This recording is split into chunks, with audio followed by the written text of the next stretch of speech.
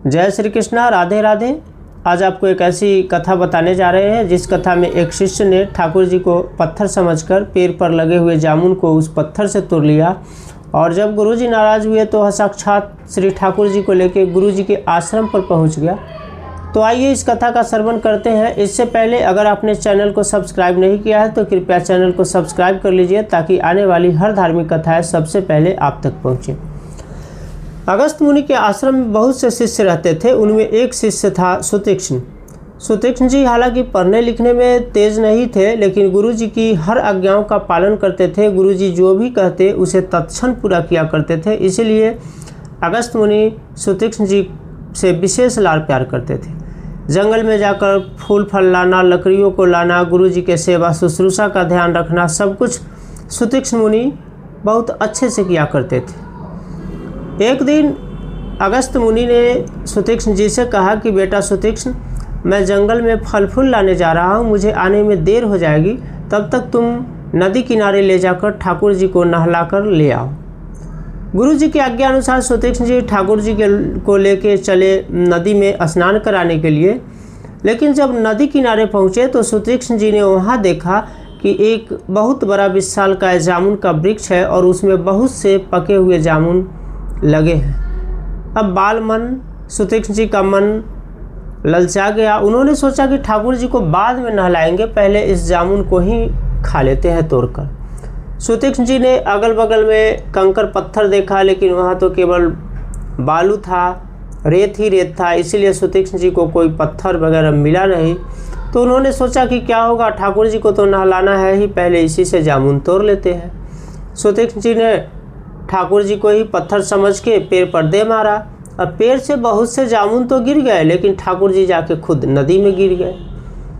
अब पहले सुतीक्ष्ण जी ने भरपेट जामुन खाया। जामुन खाने के बाद उन्हें ध्यान आया कि अरे मैं तो ठाकुर जी को नहलाने के लिए लाया था और ठाकुर जी तो जामुन तोड़ने के क्रम में नदी में गिर गए, अब क्या होगा।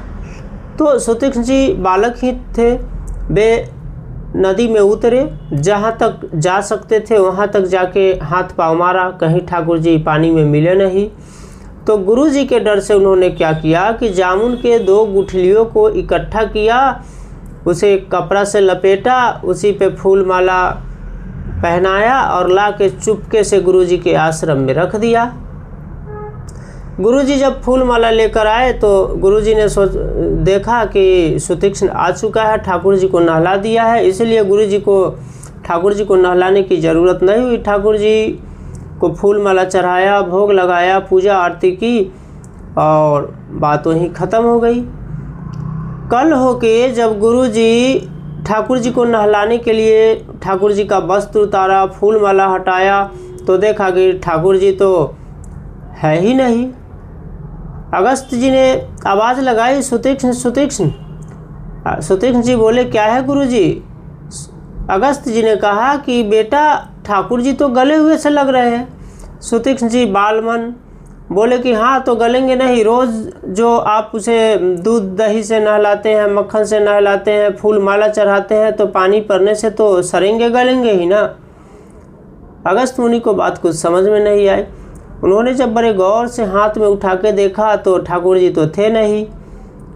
2 जामुन के गुठली को इकट्ठा किया हुआ था और उसी पे फूल माला सुतीक्ष्ण जी ने चढ़ा दिया था, उसी को कपड़ा से लपेट दिया था। अब ठाकुर जी को देख के, यानी उस गुठली को देख के अगस्त मुनि को गुस्सा आ गया। उन्होंने सुतीक्ष्ण जी को डांटते हुए पूछा कि सच सच बताओ कि तुमने ठाकुर जी को रखा कहाँ है। अब सुतीक्ष्ण जी तो भोले भाले थे, उन्होंने गुरु जी को सच सच बता दिया कि गुरु जी नदी किनारे जब ठाकुर जी को नहलाने गया तो जामुन के पेड़ पर मैंने बहुत से पके हुए जामुन देखे और कोई पत्थर नहीं मिला, तो ठाकुर जी को ही नीचे से फेंक के जामुन तोड़ लिया, जिसके कारण ठाकुर जी नदी में गिर गए। मैंने बहुत खोजने का प्रयास किया लेकिन ठाकुर जी मिले नहीं। अब अगस्त मुनि काफ़ी क्रोधित हो गए। उन्होंने अपने शिष्य को कहा, सुतीक्ष्ण को कहा कि मेरे आश्रम से निकल जाओ और तब तक दोबारा वापस नहीं आना जब तक तुम ठाकुर जी को लेकर नहीं आओ।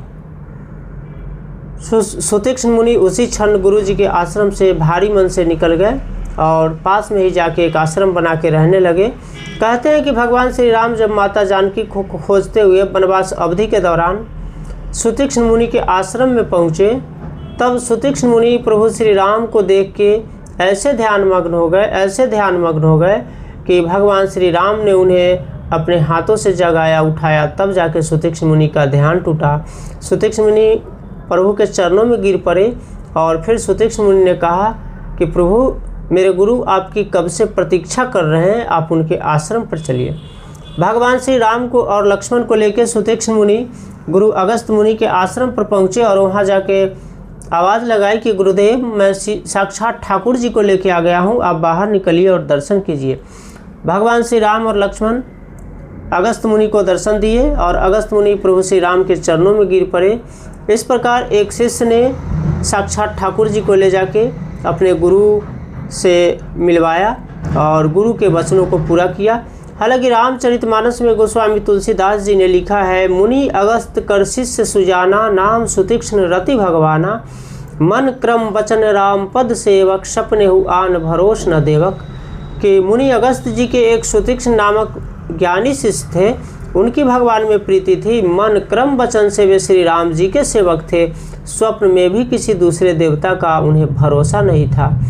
तो यह थी सुतीक्ष्ण मुनि की कथा, जो अपने गुरु के वचनों को पूरा किया और साक्षात श्री ठाकुर जी को ले जाके गुरु जी से मिलवाया।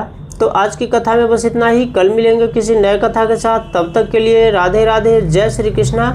और एक बार पुनः अनुरोध है कि अगर कहानी अच्छी लगी हो तो कृपया चैनल को सब्सक्राइब कर दें, ताकि आपका प्यार और सहयोग मिलता रहे। जय श्री कृष्ण।